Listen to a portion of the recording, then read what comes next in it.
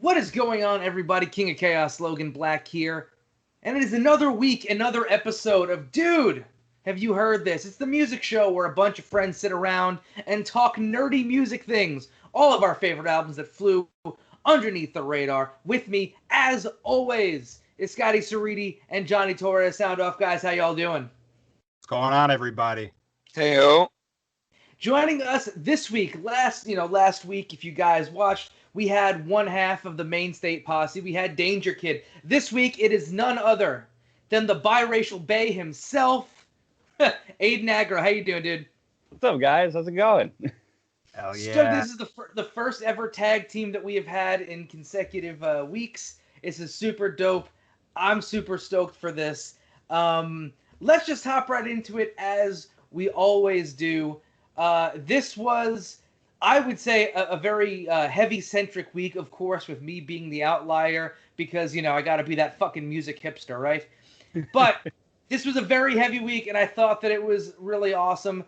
Let's go ahead and get started with Scotty's pick. An interesting one, I would say. Go for it, man. Lay it on us. What did you pick and why? I picked the EP compilation, It's Getting Tougher to Say the Right Things by Unbroken. Early metalcore, hardcore. Just a really, really good assault on the ears for 34 minutes. I found out about this band when Alternative Press did an article called The 23 Bands Who Shaped Punk.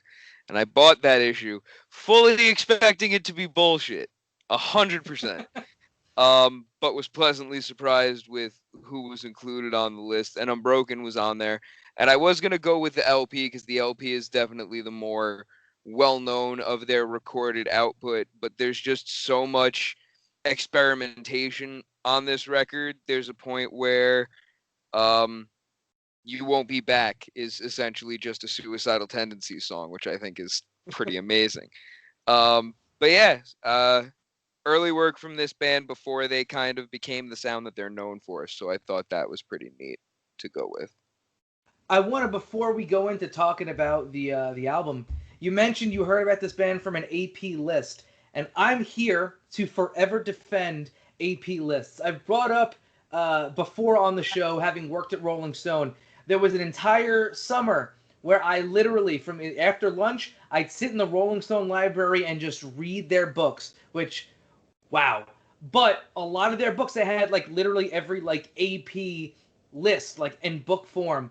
And man, I got into so much music from those lists. So I got to give AP credit on being pretty legit when it comes to putting their list together of under the radar bands.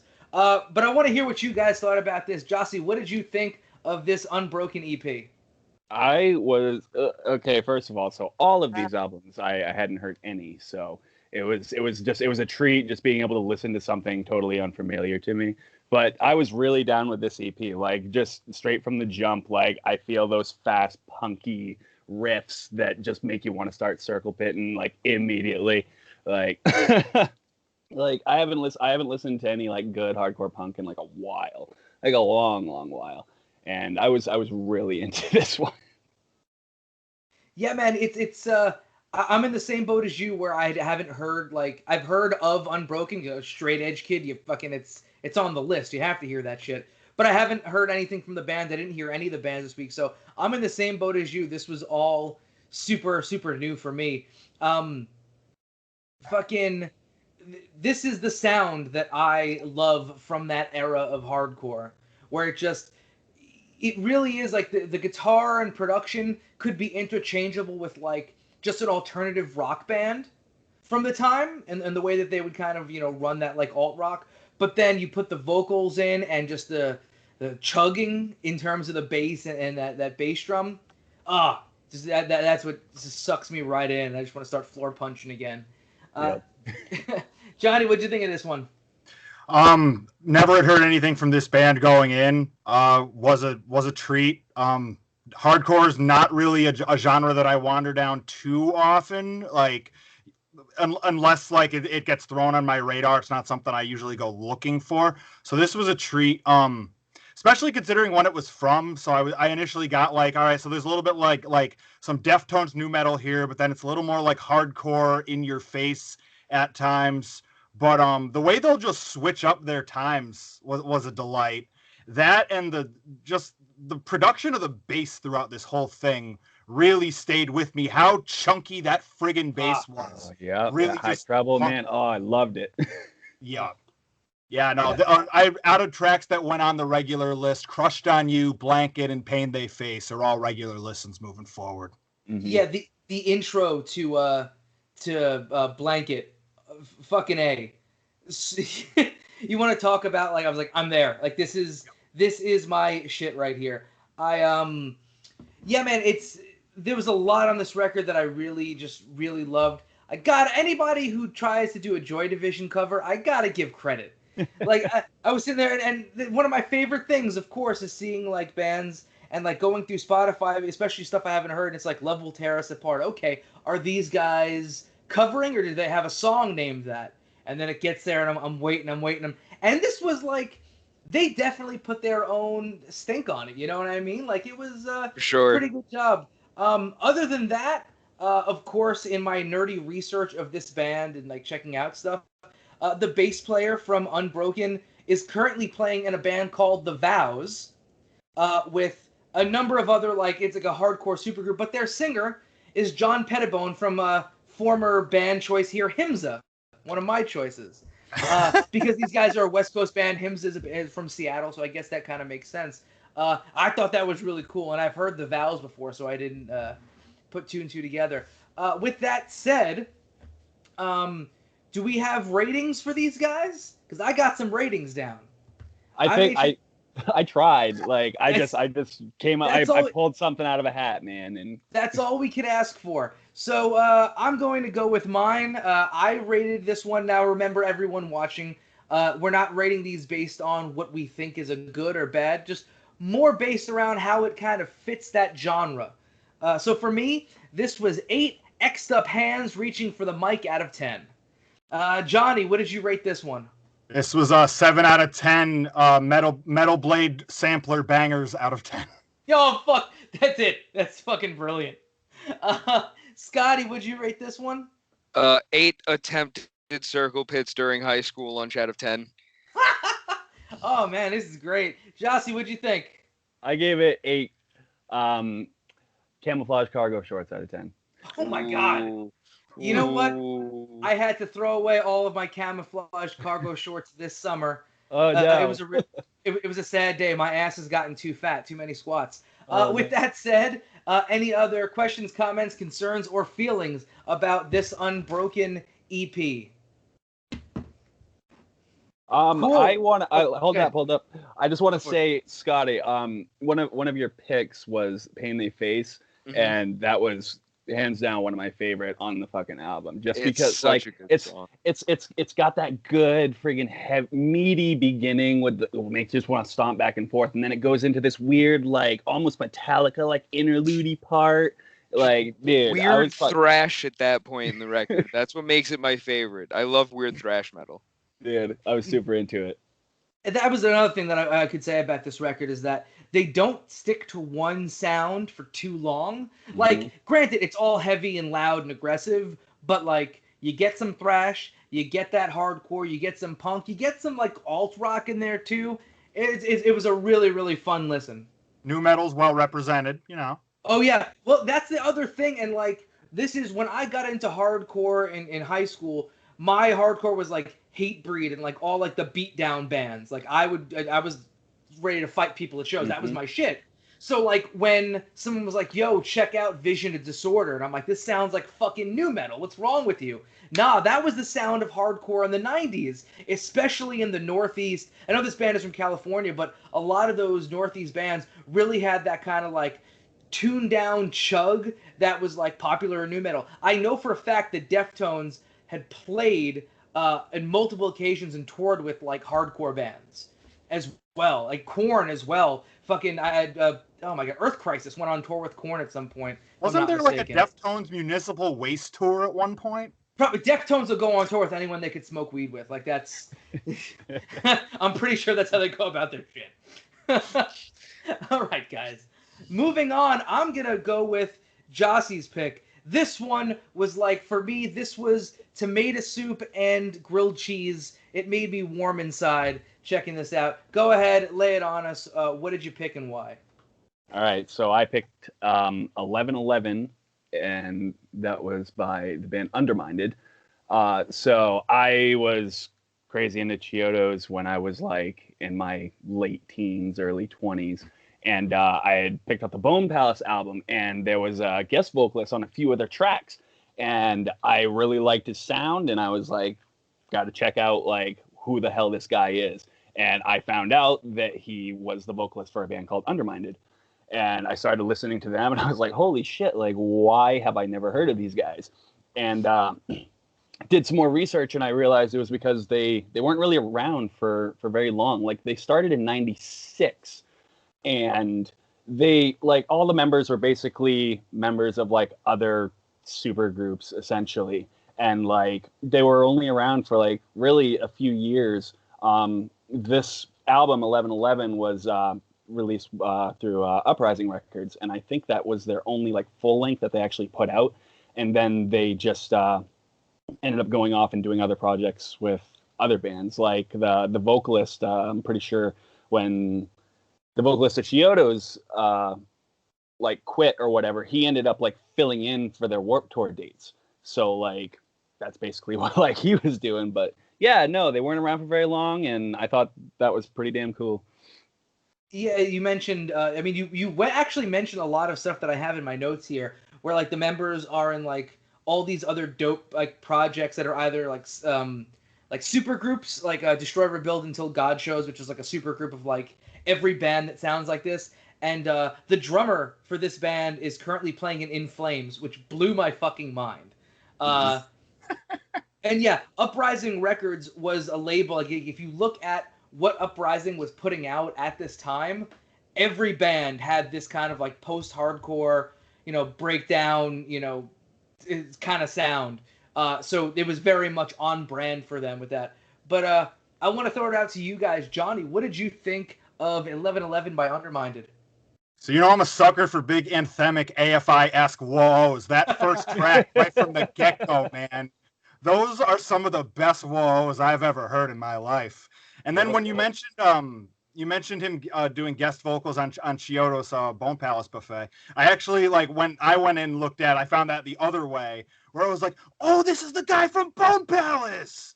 So like that blew my mind because I went through a monster Chiodos phase, and even before I did the research, that second track really calls me back to like golden era crabcore, man, like Attack, The People's Elbow, Crabcore, the blood of the massacre. Yeah, man. This just took me to like the golden era of 2007. Like they took everything that worked from that time period and just mushed it all together into this glorious sound. I got called back to like Vanna and a Skylit Drive a whole bunch of times. Yeah, there was a lot to like here.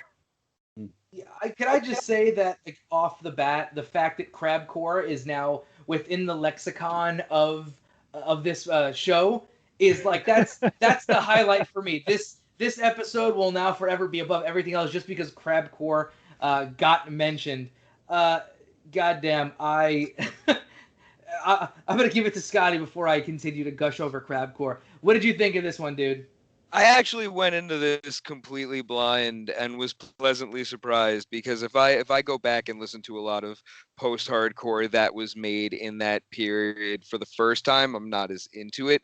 But it's probably the Chiodos connection because I loved every fucking minute of this record. It grabbed me from the first song, like Johnny said, and from listening to the first track probably all the way down to the Chancellor was probably like the best period of time I had all week. That was awesome. I was gonna say like when I the first like listen of it or like the first couple tracks, the first thing I put in my notes was I'm getting vibes of Norma Jean and Still Remains, where like Norma Jean was very much that like the post-hardcore sound, but like a lot of the synthy sounds coming from Still Remains, which is another band like I'll be talking about them at some point on here because their EP is I think the best metalcore EP to ever fucking come out. But yeah, I could also totally see why this got lost in the shuffle, because I'm looking at a lot of the other bands on the Uprising records, and you had like Seven Angels, Seven Plagues, excuse me, My Bitter End, Life Ruiner, a lot of bands with this kind of similar sound. So I'm guessing when you talk about like, oh yeah, they did this and like this was their one record that had EPs elsewhere, for a band that isn't necessarily focusing on being like this specific band, it totally makes sense why this flew under the radar, because these guys have done so much other shit while the label focused on all these other like bands that were very concerned with being their own thing. I happen to really like this. This is probably going to get another listen or two out of me before I start divvying up to see what goes into the gym playlist. With that said, do we have ratings for this one? I'm going to go with Jossie first. All right, so I rated this one definitely 9 out of 10 songs I would listen to after my girl broke up with me. That's definitely the 2007 Uprising Records motto. Scotty, what about this one? I have 8 out of 10 Hot Topic wristbands. My brother wore 3 for years. He had a Census Fail one. He had, there was a Census Fail one. It might have been a I don't know, I'm blanking on it, but it's not important. But I'll send this to him and he'll be like, "You're a dick for mentioning it." Johnny, what did you think of this one? And this gets 8 out of 10 multicolored holographic backwards hats out of 10. Oh my god! Oh man, that was a look for a hot minute there, man. For me, this was 7.5 out of 10 dick prints in skin tight jeans. This is when they were flared and actually women's jeans, not the straight-legged men's jeans they put out now. I get it. This was the era where like I really wanted to be fashionable and cool, because like I was fresh out of high school. I was in college. I was like, yeah, let me be cool and dress cool. And then I go to these places and these pants just could not fit my thighs or my ass. It was not happening. I do not look great in skinny jeans. I think I have one pair at this point, but they're stretchy, so it's all good. Other than that, any other questions, comments, concerns, or feelings about 1111 from Undermined? All right, then with that said, let's move on to Johnny Torres's pick. You know me, I love the local bands that we've gotten on here, but I want you to tell us about it, man. John Torres, tell us about this band. So this week's pick was the first full length by Chousand, entitled the same name, Chousand. Potentially some of the like road warriors of small shows in Connecticut. There's always a chance that if there was some random punk show running in like a restaurant or something like that, there's a chance they put it together and that they're opening it so that they can make sure the whole rest of the thing runs smoothly. They run venues that aren't really venues all the time. They show up at the Webster Underground on a fairly regular basis. And yeah, you look at like their listen count on Spotify and it's unbelievable how like under the radar they somehow still are with all the hustle that they do. So I'm really glad that they finally put out a full length, because for a while it just been like singles and like 5-track EPs here and there, and I'd been waiting for a while, like just give me something I can send to people, and then they finally blessed me with this, and front to back it's one of my favorite albums, like not just local album but just of anything. So for starters, they refer to themselves as if modern baseball were shit posters. So I like to think that's a pretty good setup for what you're in for.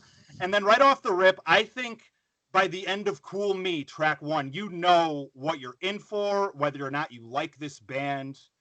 I'm only going to gush about a couple of the tracks because I can really gush about the whole thing. Subaru's potentially one of the most catchy things I've ever heard in my entire life. One of the best party songs I've ever heard. And then I just find myself, even when no music's on, just going, wow. Like it stays with me. And then this album also has the distinction of being probably the hardest pick I've had for my 2 tracks for the playlist, because New Habits would be number 3 if I had 3 picks, because that chorus is one of the most catchy pop punk things I've ever heard in my life. Like the roach you found in your coat, can I take a hit? Like the roach you found in your bed, I'll bug you all night. Get out of my head. But yeah, I'm gonna cut myself off there. But I friggin' love this album. I one of the things that I wrote down immediately was this is way too good for a local band in every regard. Like, and I've said this to friends in bands and stuff like that, where like Chris, my tag partner who plays in Heroes, who are absolutely brilliant, and I'm like, yo, this sounds too good to be a local, but this really, like, down to production and songwriting and just like the way that they go about stuff, man, like these guys are too good to be a local band. Just my take on it. But let me open this up. Scotty, what did you think of Chousand? I loved this record. I very much got the same kind of feelings I got when I heard the Matches for the first time, or when I heard Modern Baseball for the first time. Because there would always be these like gaps in my pop punk listening where I stick to, Blink-182 for like 16 years, and then I discover the Matches and pop punk's cool again. So I very much got that. Subaru, like you said, so good. New Habits, and I'm All Gums is probably one of my favorite songs on the whole album. Yeah, man. I think everyone's gonna be talking up Subaru because I have that written down too. That was super awesome to me. Jossie, what'd you think of this one? So let me get this straight. These guys are local, like not signed. Yeah. Yep. What the fuck? Dude, I love this album. I thought this shit was so good. Like, exactly, Johnny, what you were saying, like, about my album with the fucking woes and shit, like, that's exactly the same shit that I look for in shit like this, and it delivered 100%. Friggin' Subaru, Local Party Goer had me. I was really into that one. Like, dude, like, this is what I am in. This is my ideal pop punk album. Just everything, the gang vocals, the chord progressions, like I loved this album. So to me, when I first kind of heard this first few tracks, I got a band that was like Bowling for Soup meets Fat Records that finds its way to Bring Me the Horizon, like the current Bring Me the Horizon. This was a pretty eclectic sound of like all different, like what I guess would consider like Warped Tour sounds.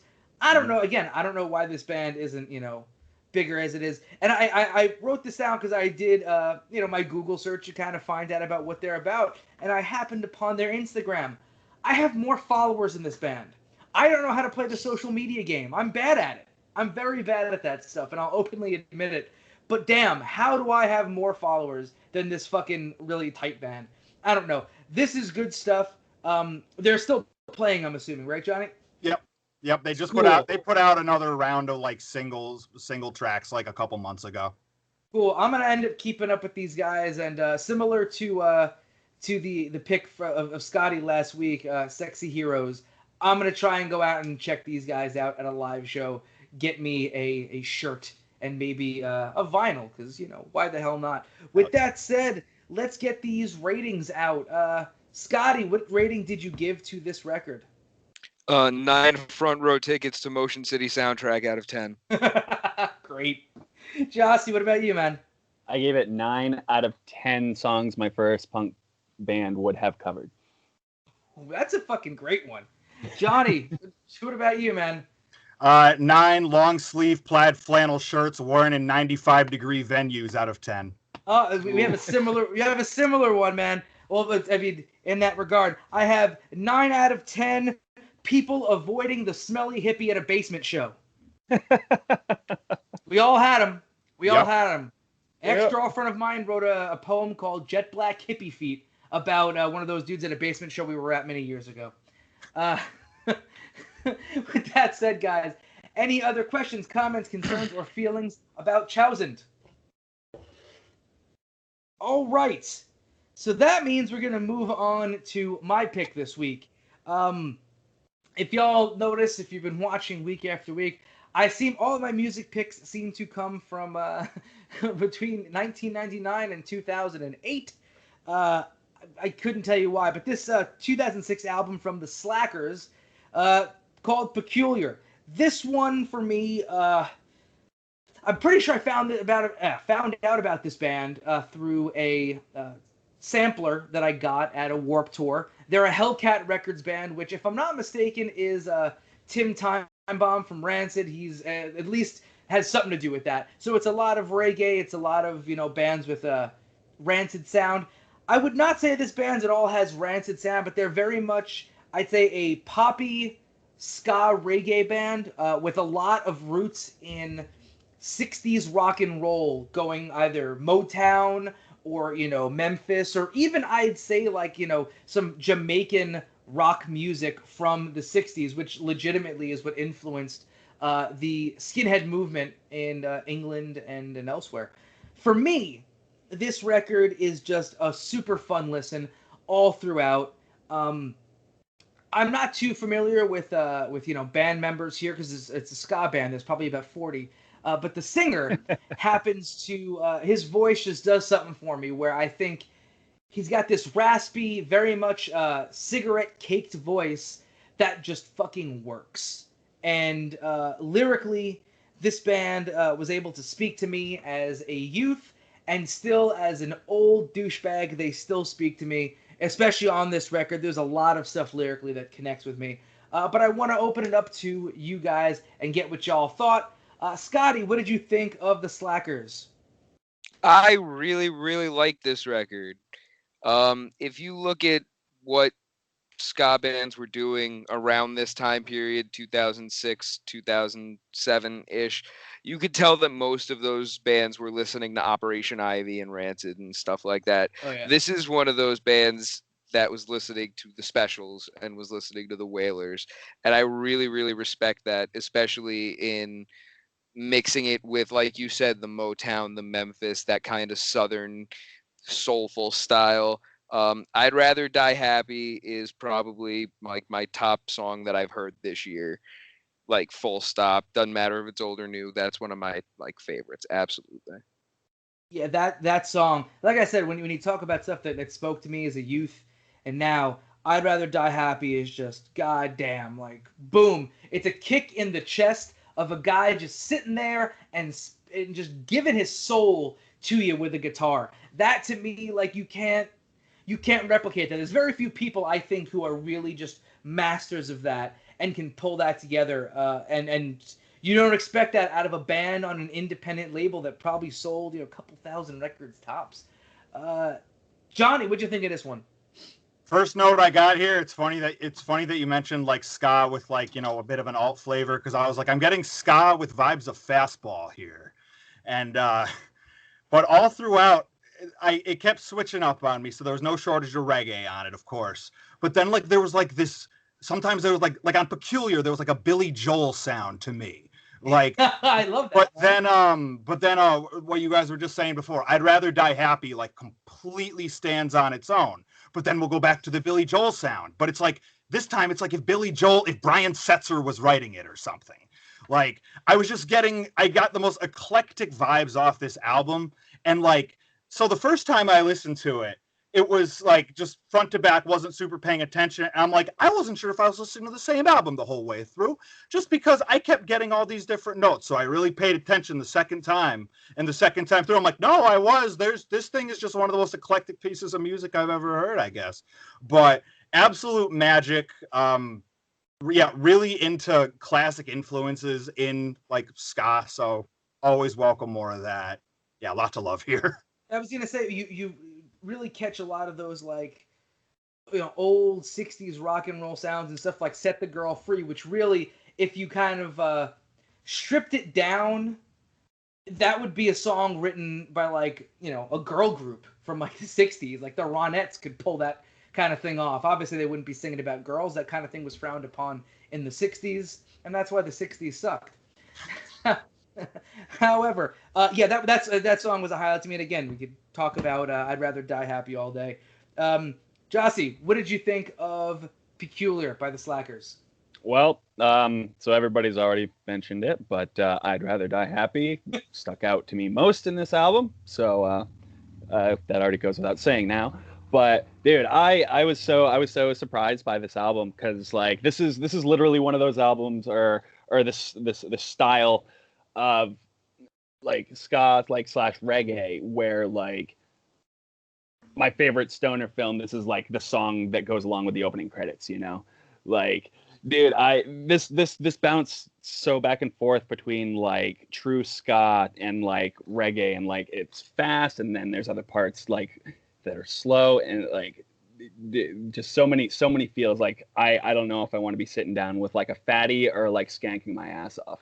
Like I was so into this fucking album. I think that's like the best way to go about it, man. There's a lot that's so danceable on this, and then there's so much that you just gotta fucking sit back and just take it all in. Chill. I do want to give some background. Like I said, for me, like I caught this band probably at the Warped Tour of like 2006, 2005, which I think was, you know, for me when I started first getting into like activism and just being like politically aware. And you know, you could listen to Bad Religion records. I certainly was listening to a lot of them then and get all of that, you know, like Call to Arms, Fist in the Air stuff. But then you pull this record together, and this is a very political record. Propaganda, obviously. But then you jump into International War Criminal, which has been like on my constant rotation since I got this record. Just talking like, man, I hate to say it because there is great music going on right now, but I really think that the Bush years brought us the best protest music since the 60s. Just my take on it. Because that song is a fucking banger. And then Rider, which is one of the ones that I picked for this week, will forever stand out to me. That is the first song I heard by this band. And again, it's just about a dude without any choices in life getting shipped off to war. And he's got, you know, shit, what choice do I have? And goddamn, does that still ring true in 2020? I think this record is brilliant and very much under the radar. But I would love to hear what you guys rated it in our interesting, unique rating system. I'm going to start with Jossie. What did you think, man? I rated this a 9 out of 10 songs that should have been in the first Tony Hawk Pro Skater. Ooh, that one fucking stands real strong. I love it. Johnny, what did you rate this one?